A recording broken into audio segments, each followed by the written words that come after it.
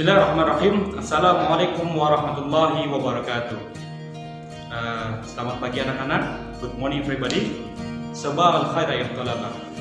Untuk hari ini dalam pembelajaran virtual, Pak Ustadz mungkin buat video pembelajaran tentang materi prakarya kelas 9. Tapi sebelumnya mohon maaf Ustadz memakai baju batik karena hari ini Hari Nasional Hari Batik Nasional. Tapi karena prakarya untuk kelas 9 pada hari Sabtu, jadi mohon izin untuk mengganti baju dulu. Alhamdulillah sudah memakai baju untuk hari Sabtu. Jadi untuk materi prakarya bab 3, bagi kalian mungkin bisa buka bukunya, yaitu tentang budidaya ikan konsumsi. Bisa kita mulai ya. Sebentar, ada iklan dulu mau lewat.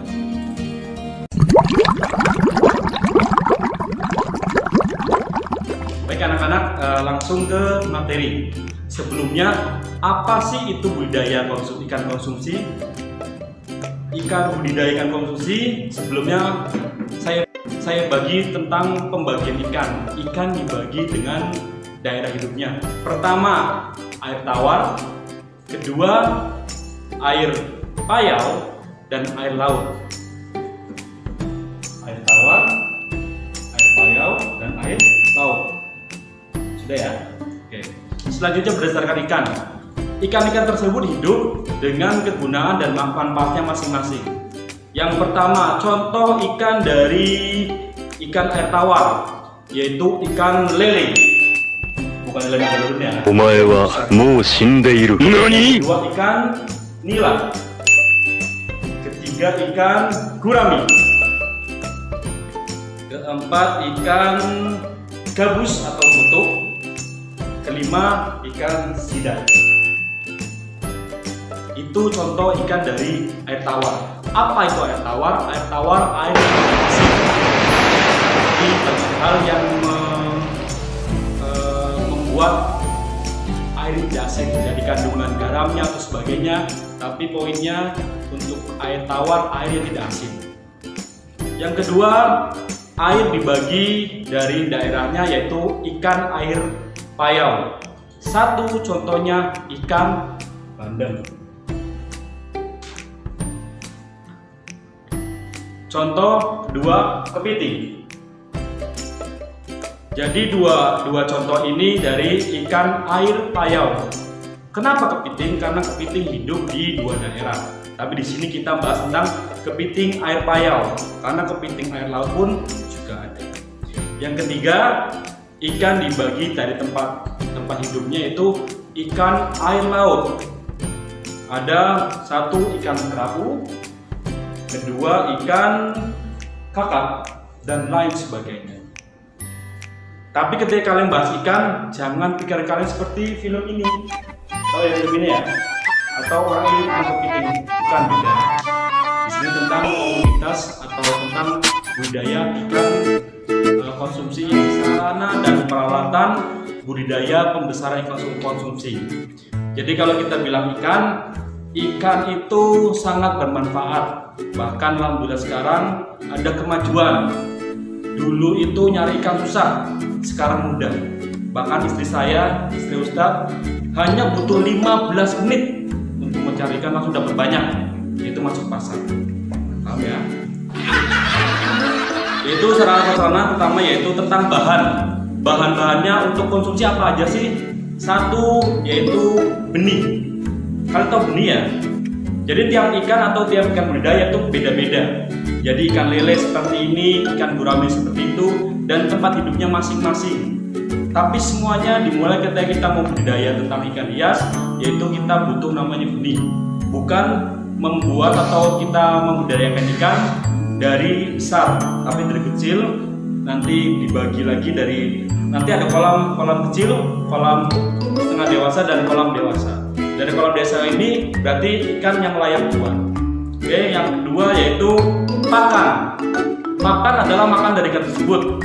Pakan dari ikan beda-beda. Ada yang bekatul, ada yang nasi, bahkan ada yang kotoran.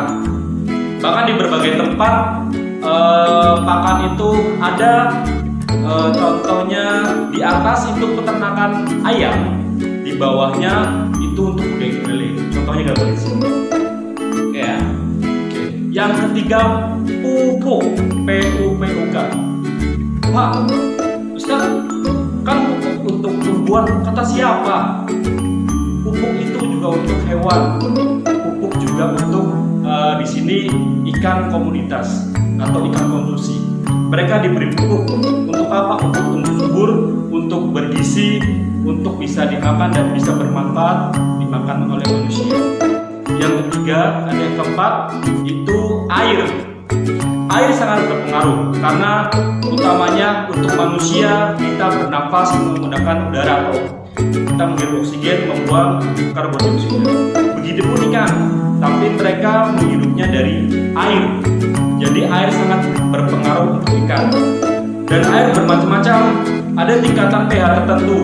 pH yang stabil 6 sampai 8 dengan suhu 25 sampai 32 derajat. Yang 5 yaitu kapur. Tahu kapur ya? Kapur itu tujuannya untuk memberantas hama.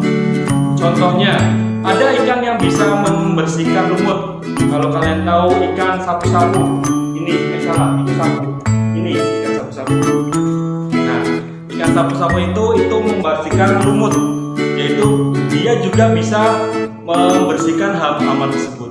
Tapi di sini guna untuk kapur, yaitu membersihkan hama atau penyakit yang menjadikan ikan-ikan budidaya ikan ini atau ikan komunitas ini mati. Terus selanjutnya yaitu obat-obatan. Loh, ikan minum obat, Ustaz? Ikan minum obat? Emang cuma kamu? Pak Joko, Bu Joko, anak saya sakit. Bukan iklan ini ya Mas ya? Bukan. Ini iklan produk, tidak boleh. Jadi obat-obatan itu untuk ikan tertentu. Jadi obat-obat tersebut menjadikan ikan sehat dan tidak cepat mati. Karena dari hama, dari bakteri itu menjadikan ikan mati dan mungkin kalau tidak mati pun mengurangi kadar kandungan gizi dalam ikan tersebut. Kedua, peralatannya macam-macam, yaitu dari penggaris, serokan, lambit, sortir, timbangan dan sebagainya. Dan wadah budidaya konsumsi. Wadahnya kalau kalian tahu tadi udah saya jelaskan di pertama, yaitu tentang kolam. Kolam bermacam-macam. Budidaya ikan lele dan ikan gurami dan budidaya ikan macam-macam, dari ikan gurami, ikan gurami, ikan gabus, ikan kerapu, itu beda-beda. Bahkan ikan makanannya pun beda-beda. Apalagi ikan lele. Nah, dan ini tujuannya agar ikan bisa tumbuh dengan bagus dan membuat kandungan gizi dari ikan tersebut bermanfaat bagi manusia. Baik, untuk kali ini cukup materi ini aja tentang bab 3 budidaya ikan konsumsi. Selanjutnya kalian ada soal-soal di sini. Nah, soal sini silakan dijawab. Terima kasih waktunya. Sampai bertemu lagi. Semoga pandemi segera berakhir dan semoga Allah memudahkan kita dalam sebuah hal, memberikan kita kesehatan, rezeki yang berkah, barokah untuk kita, keluarga kita semuanya. Cukup sekian. Sampai bertemu lagi di pembelajaran selanjutnya. See you in next learning. Syukran. Jazakumullah khair jazak. See you next time di pelajaran prakarya selanjutnya. Bentar, ini gimana keluarnya ini, Ustaz?